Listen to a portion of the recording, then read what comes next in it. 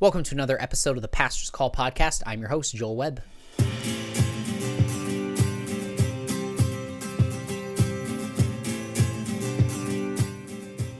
Before we begin today's episode, I want to thank the sponsor for the show. It's Blue Water Free Methodist Church, where I have the pleasure of serving. We're an intentional community reflecting Jesus to our world.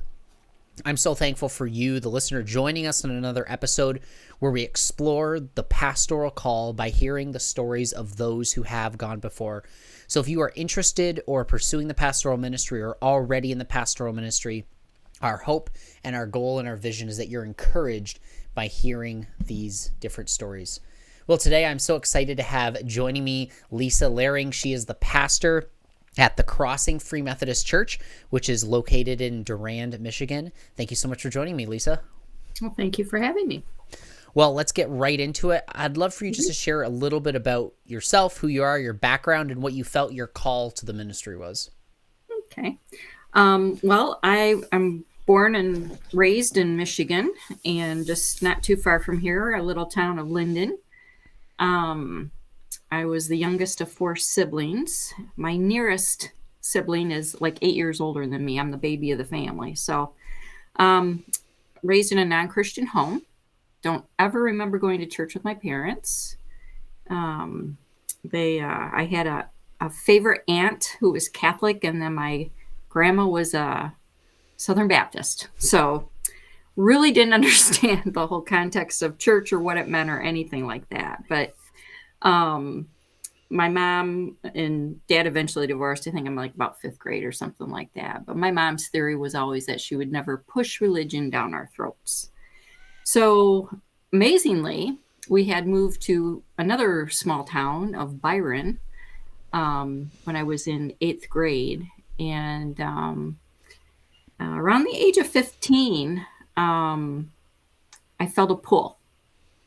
The only way I can put it, just a pull of wanting something different, wanting, maybe an idealist view of what family was because I come from a broken home or something. But, I thought, well, I kind of saw the Mormon commercials on TV. They had those on TV back then.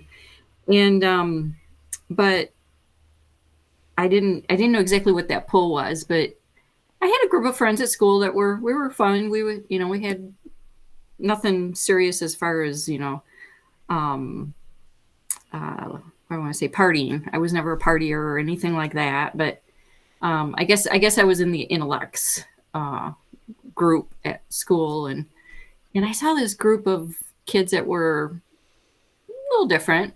Not a big school. Mind you, we were probably less than 400 at that. My class was about 80, and but I wasn't close friends with them or anything, but I knew about them. But I think they went to church, most of them. But anyway, so I decided I want to go to church when I was 16 because I needed to have a driver's license. So, and I talked with my best friend, and she was kind of more familiar with what church was. She says, well, we can go to youth group. And I'm like, okay, I don't know what that is, but okay. It was going in cold turkey. So anyway, so I got my driver's license, and she says, well, there were two churches in Byron. There was the Baptist and the United Methodist. And she says, well, we don't want to go to the Baptist. They're too strict. So let's go to the United Methodist.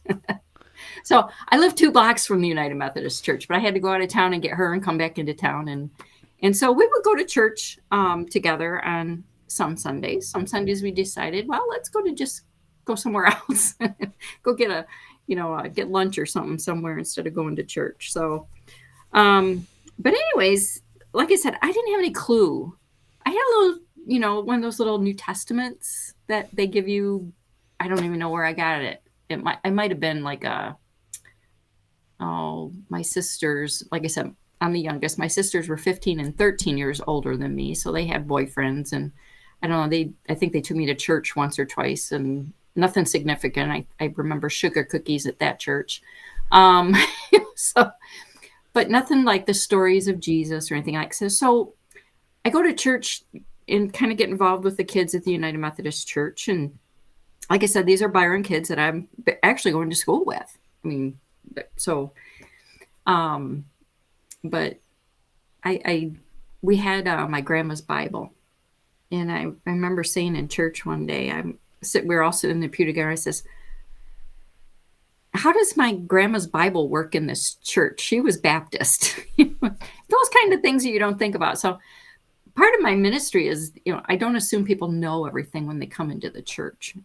People assume that pastors have always been raised in church and everything like that, but I haven't. I don't have that experience. But so I started with from scratch, from the age of 15, 16. So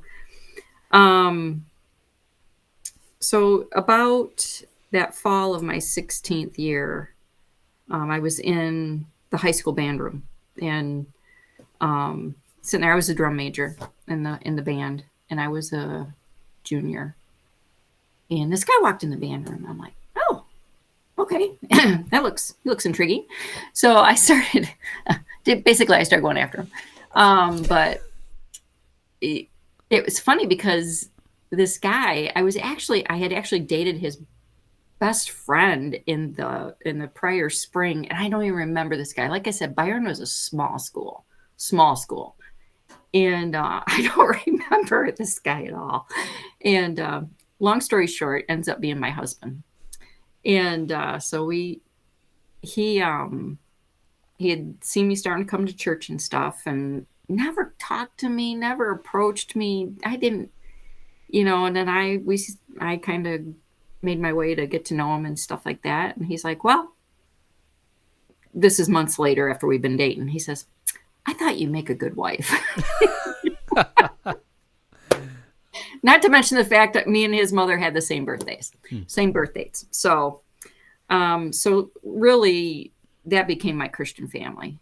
His mom, and they were members, they're long time members at the Methodist church there in Byron. So years later, I found the word for that. It was called prevenient grace. And, God's grace just, I probably wouldn't understand prevenient grace if it hadn't been for that experience. But I know I was being told, come to church and like that. So, and we started dating his senior year, my junior year, and then we got married after he graduated from his schooling in 84, and I was all done with my schooling. And then I went to have paramedic training. I'm an LPN. Been LPN for 40 years. Then I always worked in the ambulance. I started working in the ambulance in Byron when I was 16. I became an EMT and then a paramedic, and I worked for Livingston County Ambulance for a while until we started having kids around 1988, 80. I think I quit about 89 because we started having more kids. We worked 24-hour shifts, so it was kind of hard having kids and working. But and then we started going to the Nazarene Church. We were in the Nazarene Church about 10 years, and moved to Howell, Fowlerville, and then we eventually came back to Byron, and out where actually same house we live in right now, on my husband's family's farm. But my call really came. We were back after the Nazarene Church. We came back to the United Methodist Church that we were actually where we were pastor who married us there, and around the late 90s. So I was in my 30s, I guess. I was Christian Ed director, handbell director. A wonderful female pastor came to our church in about 95. And, things were going good. And I just really, I felt a call to ministry. And, so what happened was I fell in love with Jesus. There's a difference between like knowing your Bible and loving the author. You can memorize and you can know all these things about the Bible, but until you really know the author, the Bible doesn't come alive for you. Mm-hmm. And so I really felt like I had that that sanctifying experience of just a hunger and a thirst and a love that's like I said, sanctifying experience, like John Wesley's Aldergate, the a heart strangely warmed. And I didn't know about that until, again, after the fact. And I was reading one of his books. I'm like, oh my goodness, yes, I know what that is. So, so I had, and then I became, in the United Methodist Church, they have what they call lay leaders and lay speakers. So I took the lay speaker class and learned kind of how to do some messages and speaking. And that was about the mid 90s. And then this pastor I had, her name was Pastor Marilyn. She passed away in 2000, right after January 2000, January 28th. And so we got a new pastor in, and with everything happened in the United Methodist Church, we eventually left and wasn't quite sure where we were going to go, if we are going to go back to Nazarene or, and I had a friend at the church, at the United Methodist Church, that wanted to leave as well. And she says, well, my sister goes to this Free Methodist Church in Durant. I'm like, oh, okay. So it was her sister-in-law, and her sister-in-law was actually a preacher's kid. Her dad was a Free Methodist pastor up north, and her brother is a Free Methodist pastor in our conference now. His name is Lyle Calkins, and his sister's name is Evadine Powell, wonderful lady. So we started coming here around 2005, end of 2005 into 2006, and then I checked into their ministry requirements because I was kind of getting started in the United Methodist Church. And so I became an LMC in 2008 and then a CMC in 2009, and I was ordained in 2015. Okay. So it was, I took the long haul. Well, I was working full-time. I was working full-time as a nurse. And so, God led me to this church. And they appointed me in 2013 when the pastor left. So Awesome. That's yeah. Oh, wonderful. And just for those who are not in the Free Methodist tradition, LMC and CMC stands for Local Ministerial Candidate and Conference Ministerial Candidate. It's kind of a graduated stepping system towards full eldership or ordination as a pastor in the Free Methodist Church. And I'm in that process right now at the CMC level, working through my educational requirements and doing all those things. So right in there doing that. So Lisa, in your time then being at now the Crossing Free Methodist Church, since you've been there since 2013, what has been a high point and a low point in your time there experientially as you've been pastoring this church? I think the high points are always when you hear that word of God, and validating what you think you're preparing for the church. And back in it's probably 17, 18, we weren't using the parsonage out here. And, it just bothered me. It was sitting there empty. It's like, what can we do with this thing now? And we had a couple come to our church, and they talked about how they had been homeless for a little while. And it just worked out. We, prayed and did some searching and studying and things like that. And we decided to, what if we turn this into a homeless shelter? Shawinigan County did not have at that point a place for homeless, short of people giving out hotel vouchers or something like that. And we have very few hotels around here as well. But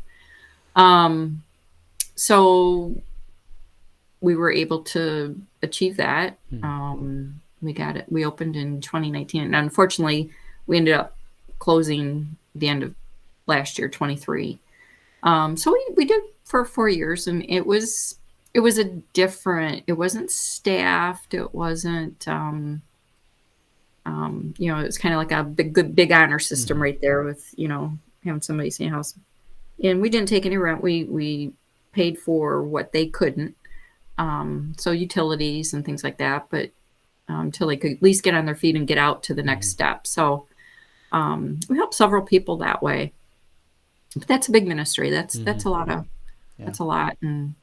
Um, and then, but yeah, just those moments that God is directing Hmm. and pushing you in a certain way. Those are Hmm. always the high points. And um, yeah, because Yeah. And how about some of those kind of low times? Because pastors, maybe there's a pastor listening right now that is in a low moment, and what have hmm been some of those low moments? Maybe what has the Lord showed you or brought you through, and hmm and come out the other side with from some of those. um, low moments. I think you know we are in a in a person oriented occupation, so to speak. Mm. And as a pastor, you're dealing with a lot of people. Hmm. Um, so, sometimes, it, people can throw their barbs and it can be people you love dearly Yeah. and they don't mean it or they're just acting out of a selfish reason or something like Hmm. that. And I think for me, for the low moments is just to not take it personal. Hmm. Um, to look at it from through Jesus eyes and pray through that and um, know that God won't be thwarted, Hmm. you know, and hopefully whatever the situation might be, but work through it from a spiritual viewpoint of always taking things to prayer first. Hmm. I can't tell you how many times that I'm not real quick to jump on things to try to, if there's a conflict or a fix or anything, I always step back and pray. I don't care if it's a week or it's 2 weeks. Until I hear God say do something. And Hmm. more often than not, that conflict is resolved before I even have to Hmm. intervene. I can't tell you how many times that's happened for Hmm. me. I probably messed it up if I if I jumped in. So Yeah. even something just as simple. I had this wonderful lady, and she's still here, and she was always the nursery grandma. And over the years, we've had less kids come in, and she's aged, and she was just all excited when we had these young babies and coming and things, and she realized that she couldn't go take care in the nursery anymore. Hmm. And she needed to be told that, but I just prayed about it and she realized it before I had to go Hmm. tell her. And so that was great, Hmm. that she understood. Hmm. I didn't have to tell her. Yeah. Didn't always get, not everybody gets that kind of results, but yeah, No. so that's a little point. But Yeah. Yeah. And just that waiting on the Lord, and a lot of times He speaks and handles it for us. yes, yes, Or yes. prepares the way for the difficult conversation, at least. Yeah. Yep, Yeah. yep. What do you see as someone from, Lisa right now, beginning of 2024, as challenges for people who are coming into the pastorate, um, Yeah. you know, for the future, things hmm that you can kind of feel the wind changing on something, that it's going to be different in 10 years than it is right now. And the Yeah. past can inform how we see what's going to happen in the future. So maybe, is there things that you're seeing that pastors may have to deal with or be prepared for that maybe they're not aware of at this point? Yeah, and I'm not a big one to keep reading all the data and literature Hmm. of what's happening, in the church. Obviously, we're seeing the trend of a downward slope of attenders Hmm. and I think just even just getting through the next 2 years, it's just not to be discouraged. Mm. It's really easy to get discouraged. Um, but even 10 years down the road, I just say keep yourself solid spiritually. Mm. Um, no matter what comes ahead, what is ahead for us, and how do we, and love people. Mm-hmm. Just honestly, that's what my I guess one of my greatest lessons of is life is just learning to love people as Jesus did, seeing people in God's image, that compassion and grace, but yet that accountability that's needed. But yeah, I understand. I've kind of come into on the downslope of, where churches had their highs in the 90s, and Durand is a small church. Now we were coming in on the slope as it was going kind of down, and actually we went down and we went up. And so I like I said, I don't know what 10 years will hold. Yeah. I know the church will be here. Mm-hmm. I know God is faithful. And we just have to be listening. We have to be hearing his voice and knowing that the gospel is important, and that's what we're called to preach. We can get so hung up, I think, in all the, like I said, the data, the books, all the gurus that, study all that stuff and talk about it all the time. And we back to basics. We had a prayer conference this past weekend. Thomas Raimondo came in, and the church is the army that marches on its knees. So we're going to be doing a big prayer focus this year. Again, I've done it for several years, but again, just good reminders. Don't get discouraged. Keep your eye on Jesus. Yeah. And no matter what you got ahead, you'll be able to, you'll get through it. I appreciate that. And certainly timeless in what the application is, regardless of the age. Those things are timeless from 500 years ago or 500 years from now. So appreciate you expressing that. So there's a Charles Spurgeon quote I love. He talks about living in the Bible, but reading many good books. We've been transformed by God's word through the power of the Holy Spirit. But what have been some of those other good books that you have appreciated and enjoyed? Oh, well, good authors. Richard Foster, Leonard Sweet, Dallas Willard are three of my top favorites. But one book, when it was kind of, and I was running this through my head, what was the book that I usually go, that I just will never give up? And believe it or not, it's not actually a book where you would sit and read chapter by chapter by chapter, but it was in my spiritual formation class, which was taught by Superintendent Pastor Joanna DeWolf in my East Michigan Training Institute classes. Reuben Job, and it's Through the Upper Room, and it's an old book. It's called A Guide to Prayer for Ministers and Other Servants. And this is the book that it's a devotional type book. It's like a daily office kind of thing. And I just love this thing, and it is and sometimes I'll put it away for a few months, but then I see it again, I want to do this again. So, I want to walk through this again. And my associate, she has retired, Colleen Landino, and she left a bunch of books here at the church that she was getting rid of and stuff. And I found a newer copy in here, hardly used. And I yelled at her. I'm like, "You didn't use this." She's like, "Oh, I know." But no, this is what really gave me a foundation for my spiritual walk and my spiritual formation. Besides, all the other Joanna and everything, but this is just the one thing I keep coming back to. A Guide to Prayer for Ministers and Other Servants. Reuben Job, he's also wrote some other devotional daily office types books.